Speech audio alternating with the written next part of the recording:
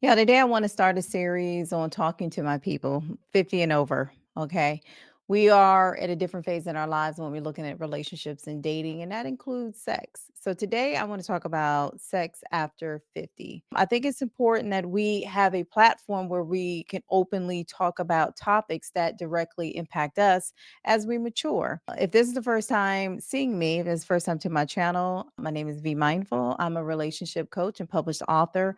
I am on a personal note, I am a grandmother to two. My oldest grandson is turning 9 years old in a few weeks, and my youngest grandson is 3 years old. And so I have three adult sons, two adult nephews, and a great niece. And even at my ripe old age of I am still daddy's little girl. So on this channel, y'all, we talk about everything related to relationships. And of course, a part of being in relationships includes having a healthy sex life as we mature. On a personal note, also, I am postmenopausal. And so I want to talk about what it's like. And as we can have an open dialogue between man and woman, the mature man and the mature woman, how can we continue to have healthy sex as we age? Because I know that this is a topic, it is an activity that we all want to keep up as we mature. I know that for men, a lot of times you guys are dealing with the inevitable, sometimes inevitable, where things start to just face south. And women, as we go through menopause, things start to become dry like a desert. Right. I want us to first, let's grant each other some grace. First and foremost, as we are out here meeting people or again, in healthy relationships, please understand that all of our bodies, as we mature, they are changing from the top of our head to the bottom of our feet. We have more aches, we have more pains, we have less hair on the top of our heads. All of these things impacts our confidence, and it fully impacts how we are showing up in our relationships. But if you are interested in still continuing a healthy sex life, what are some things, y'all, that we can do in order to make that happen? In order to be as a postmenopausal woman, what are some of the things that we can do? And men, I definitely, I please, please, please. I got something for you as well. All right, I'm gonna put my glasses on here so I can read my notes. But first and foremost, y'all, let's be honest. Sex is different as we age. The coochie I had when I was 20, 25 years old is not the same coochie I have today. And if you're a man who's 55 or 60, I promise you, the same thing that you had, the working tool that probably was your prized possession that you had when you were 18, 19, that could go on forever and ever and needed no downtime is not the same thing tool that you have today if you are in your 50s and 60s and 70s. So first and foremost, y'all, please understand that this is a natural part of life. And here's one thing that I want you to all to remember is this is a natural part of life that has been denied to many. There are many people who never got to see your age. One person in particular is my sister. She passed away 12 years ago from cancer. Right. So there are a lot of people who never got to see the age that you're at. So let's first be grateful and let's be like, you know what? Damn, yes, I've gotten older, wiser, better, sexier, more confident. Absolutely. Because it's a blessing and it was a blessing denied to many. So, first, honor yourself for that. Next, are there some things that you can do to keep the sex life going? Yes, yes, yes, yes. And I'm going to tell you what my doctor told me a few years ago. If you don't use it, you will lose it. And let me preface this all with saying I am not a therapist. I am not a doctor. These are things that I've done a lot of research on. These are things that I've either coached people through, have had experiences with. A lot of times, my clients are in their 50s, and we have these conversations about what point should I tell her that I'm actually suffering from ED? At what point should I tell him that sex is very painful? I can't have the same sex that I had 30 years ago, because these are real conversations that I have to coach my clients through, that they actually have to have with potential partners. And I know some of these things that I might mention, y'all may not want to hear. That's why I'm going to do a whole separate video of how I honor and take care of myself. Yes, I am blessed to be mature. Yes, I am blessed to be a grandma. And yes, I am blessed to not look my age. But trust and believe this does not happen just because I woke up like this. No, the way I take care of myself is a non negotiable. right? I pour into myself. I love on myself, and I'll do a whole separate video on how I take care of myself. But in the comments in the description below, I do list some of the products that I use for my hair, my skin, so that I can absolutely continue to look the best that I possibly can look. Now, and don't even sit here, come up here and act like y'all don't care about how y'all look. No, no, the beauty industry, y'all, is a several billion-dollar industry. People absolutely do care about how they look. How you feel about yourself absolutely does show up in your relationships. It shows up in your confidence. I have absolutely no medical issues. And my partner, he is 52 years old. He is on zero medications as well. And I want to talk about that, right? We know that taking care of ourselves is extremely important. If you don't take care of yourself, ain't nobody coming to save you. As one of my doctors has told me before, you have got to move your body. You cannot sit around. Now, the lack of movement in your body, now think about it. If you are not moving around, and this could just be, it could be yoga, it could be walking, this will fully impact your sexual organs, right? Even women, think about it. The movement of your hips, it is very sexual, it is sensual. If you just move your hips, you will find that you will start to feel more feminine. Yes, it's the truth. Even think about when you are actively having sex. What are you moving? You're moving your hips. It is a feminine thing, and it's going to cause you to feel sexier or more vibrant. Just the swaying of the hips. That's why it's so important that we just get up and dance in the morning. But everything is connected to movement. If you talk to a doctor about your hair, and they'll tell you, and maybe they will, maybe they won't, but I could sit here and tell you that if your hair is thinning, right, you want to increase the blood flow to up here. So, movement is everything, exercise is everything. Think about it. We all live sedentary lifestyles now. You know, if we're in corporate America, a lot of us have not yet retired yet. You're probably working in corporate America. You probably are sitting down a lot. You're cutting off the blood flow for what? Down here, our sexual organs. You have to get up and you have to exercise. If you're able to move your body, then move it. If you're not able to move, y'all, they have videos on YouTube about chair exercises. Do them. I see my father, who is 75 years old. He will sit there and do his chair exercises. Put the chair in front of the TV, turn on YouTube, and my dad is up in there moving his body. There's an art of qigong, right? There's an art of qi movement. Movement is going to increase your mobility, and y'all, it's going to improve your life, including your sex life. The way that sexual health works is all connected to your entire health. If you are on blood pressure medicine, diabetes medicines, right, there is something off in your system. And so you need to focus on whatever the doctor is telling you to do, but also focus on increasing movement in your body to get the blood flowing around in your cells, in your organs. And again, that includes the sexual organs. Another thing that you can absolutely do, y'all, and I know, this is, and I'm gonna back this up with, I'm gonna back this up. I got a real life example for you. So we are at an age we cannot eat what we ate at 20 years old. Okay, if I ate a pizza right now, I'm blowing up everybody's bathroom. I'm telling you right now because I'm not eating that stuff anymore. And my stomach, the stomach I had 30 years ago, is not the same stomach I have today. Mm-mm. I can't digest a lot of that stuff. We are putting in so much dead food in our bodies and wondering why we don't feel alive.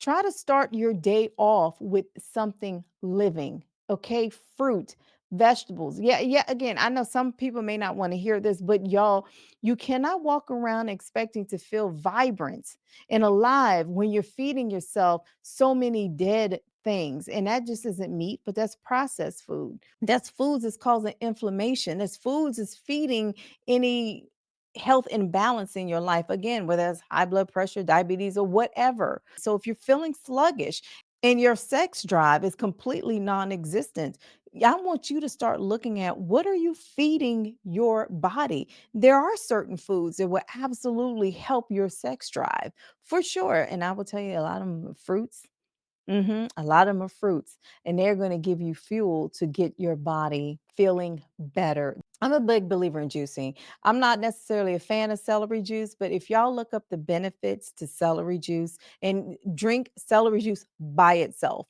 don't try to mix it with no strawberries and apples. No, no, no, no. Celery juice needs to be just celery juice by itself on an empty stomach. So my partner, I will tell you, he had Crohn's disease. I guess once you have Crohn's disease, you always have it, right? He refused to take medication for his Crohn's disease. I want to talk two things about my partner because I think some of the things that he does are absolutely amazing. And maybe I could do a YouTube video for the men out here because one thing I'm about to tell you is something you want to hear. But the first thing about the Crohn's disease, I told him about celery juice. Then he got this book from Anthony William, no S on the end, who talks about, he's a medical medium, right? He talks about the benefit of celery juice. So my partner went out and got the book and read the book from front to cover. He consumes it. I will tell you, he consumes it a lot more than me. Okay. I have found that celery juice definitely helps my hair. He drinks celery juice every day. Now, he has been going to get a colonoscopy every 2 years because of the Crohn's disease that he got many years ago, about 20 years ago, when he was a fighter pilot. Since he started drinking celery juice, this is the first time in the last 20 years where the doctor told him, you no longer have to come here every 2 years to get your colonoscopy. We can see you this time in 5 years. He attributes that complete success to the fact that the only thing that he's done differently is to consume celery juice. I will just say this in the most PG rated way that I possibly can. He created a formula. Now, if you want me to do a separate video, I'm not sure if I can do a whole video about how to create this formula, but let me tell you, all of the herbs that he uses can be found in a health store, and it's several of them. But he uses them most importantly to prevent prostate cancer, but also to prevent ED. Yes. And when I say they work, they work. That's all I'm gonna tell you. Gotta get your body in a healthy state. And the only way to do that is to be consistent with your health. If you are a menopausal woman or if you are with a woman that's approaching or in menopause or has gone through menopause, please understand that her body has changed as well. If you're experiencing any dryness, I haven't tried a whole lot of things. I have to be honest. I haven't had that issue, knock on wood. There are two things that I know for a fact that do work because I have recommended it to many people. One, internally, if you are already experiencing the dryness or the painful sex because it's dry on the inside, the vitamin E suppositories, y'all get rid of the KY jellies, get rid of all those things. Just stop using them. Okay. I'm pretty sure they're just not they're man-made, they're not natural. So, y'all, let's just use more natural things because I don't want us putting unnecessary things into our body. If you need something internal, vitamin E suppositories in the description below is the link. Okay, please, by all means, definitely get those. And externally on the outside of the area, ladies, the best thing you can possibly use is coconut oil, a good grade of coconut oil. I just recently went to Bali a few months ago, and I went to a place where we made our own coconut oil. And when I tell you, oh my gosh, first of all, I want that easy to make coconut oil, but it was the best coconut oil that I mean, it is soft, it is moisturizing, it just feels so good. So get you a good quality coconut oil. Again, that's for the external, internal vitamin E suppositories. Women, another thing, especially if you are not sexually active at all, or if you go long periods of not having sex, like I said earlier, the saying is true. If you don't use it, you will lose it. Now they sell these magnetic. Now they do look like something that's I won't say the word on the channel because this is YouTube. They do sell something that looks like a fake body part. Okay, but these are magnets. They bring blood flow to your cuticle. Okay, so what you want to do is purchase some of these magnetic fake body parts, right? And you can use these to keep your vagina open. Yeah, I said I was going to have adult conversation. Damn it, here we are having an adult conversation about sex after 50 because some of us are not having sex on a regular basis. Some of us are having sex once or twice a year, if that. But yet you still have hopes of wanting a healthy sex life. So, y'all, these are things you're going to have to do to keep that going. Now, for the men who are dealing with us women who are in menopause, please understand that women, a lot of women, not all women, because I don't like to say all or none, many women connect emotionally. So I did a video recently about emotional intimacy. Like a lot of women, we sometimes, if we're not intimately giving ourselves to our partner, it could be there's a disconnect somewhere else. It could be the disconnect is in the emotional intimacy part. She may not be feeling like she's heard. She may be feeling like she's not validated, that her emotions don't matter. And if that is the case, what you got is not a woman who's sex or she's not interested in sex at all. Maybe she's just not interested in having sex with you because she feels depleted and drained. Right. So you're trying to get her in the mood has nothing to do with you kissing on her toes. Maybe you need to try to fulfill her emotionally. Her cup might be empty and you might have to pour back into her cup. We a lot of times we do need that emotional connection to where we just feeling loved, we're feeling appreciated, we're feeling validated. And yes, does that mean men want to also feel loved, appreciated, and validated? Yes, we're humans. Y'all, sex doesn't just start in the bedroom when the lights go off. Absolutely the hell not. Sex starts with us taking each other out on dates, us flirting with one another, us letting each other know that you are desired, I am desired, and I desire you. Sex starts well before we put on our bonnets and our moo house gowns, right? Y'all don't wear them house gowns and the bonnets every single night. Sometimes maybe get intimate first and then after you finish then put your house gown on and the bonnet. I wear a bonnet to protect my hair. I can't My partner doesn't particularly care for the bonnet, but dang it, you want me to look nice out here when I go out here, then let me wear my bonnet.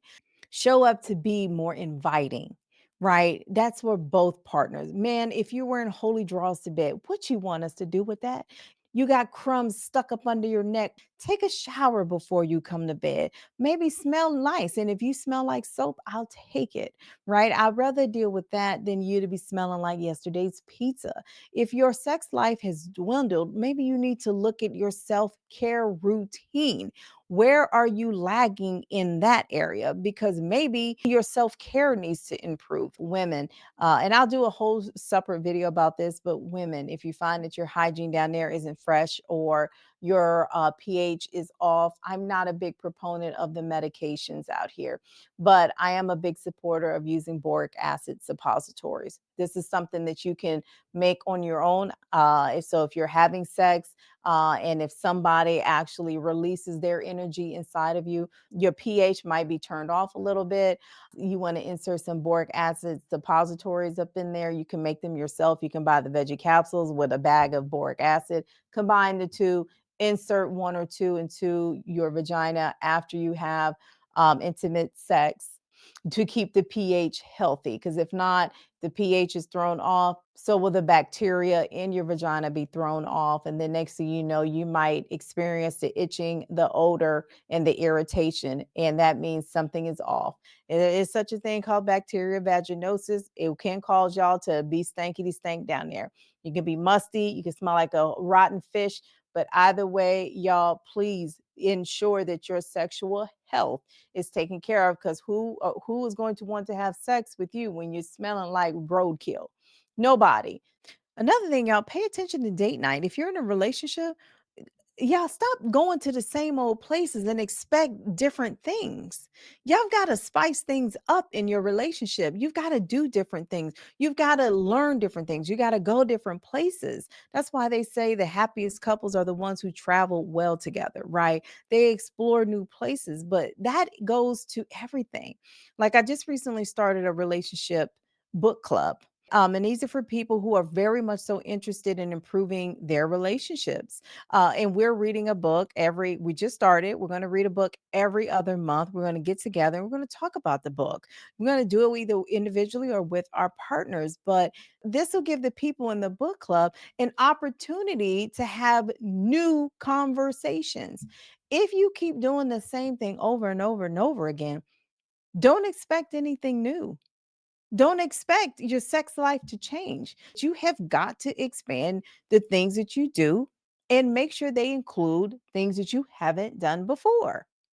There are a lot of things you can do to prepare yourself out here dating and prepare yourself for a relationship. I'll go over that in another video as part of this 50 and over dating series. But if you're in a relationship, or even if you're not in a relationship, when it comes to sex, y'all, bottom line, you're going to have to make time for it. You have got to make time for intimate moments. You have got to make time to get out here and meet new people, interact. You have to, because sex, a lot of times, especially as we get older, it ain't knocking at the door. Y'all gonna have to be intentional. Another thing that I can recommend, y'all may not like this one. This might be another reason why, but for me, that works. I'm allergic to alcohol. So I don't know. Fortunately, unfortunately, either way, I don't drink any alcohol. Now, I'm sure this has a whole lot of health benefits in me over the years that it has had. But if you are consuming a lot of alcohol, this is going to impact your sexual organs. So if they aren't working to its prime, y'all, maybe you need to cut back on alcohol. Again, I know some of y'all not going to like that. I'm not saying don't drink alcohol at all like me. All I'm saying is cut back, because all of these things, people think that, okay, I could pop a pill and I can magically just the sex life I had back when I was 20 come back to while I'm 50 and 60. Y'all know we gotta put more work into the sex that we have today. It ain't gonna magically come. And that includes, like I said, creating the blood flow in the body, exercising, eating more living foods because you want to feel alive. Yeah, we have to understand that being 50 does not, it's not 150. Being 50 means you just beginning on the next phase of your life. Our kids are grown. We're getting into our passions and we're getting into becoming who we have always wanted to be, because for many years maybe you were mom and dad, and not to say that you're not mom and dad anymore. Then once your kids are grown, you're not in the driver's seat anymore, and now that gives you time to pour more into yourself. So what are you going to do with this time? You've got to put yourself on a pedestal. That includes still, y'all, having a healthy and vibrant sex life, because I want us to keep connecting. Sex is healing. Having orgasms is healing. Having safe sex, right? Having safe sex, if you are out here dating multiple people, please have safe sex. One thing I will say, but if you are having sex with multiple partners, one, I don't support it at all. I do believe that sex is so much better when it's just two people enjoying that. We can be more comfortable, we can be more free. If you like this type of content, if you're mature, if you're 45 and older, even if you're young and you want to learn about things, because these are, God willing, as you age, you're going to be facing these very topics that I'm going to be talking about. In today's numbers, we have more single 50 and over people than we have ever had before. And many of us would like to be in a healthy, long term commitment with a healthy person. Please consider subscribing and tuning in every week as we talk directly about issues that are impacting our dating and relationship and sex lives. Y'all, till next week, y'all take care of yourselves.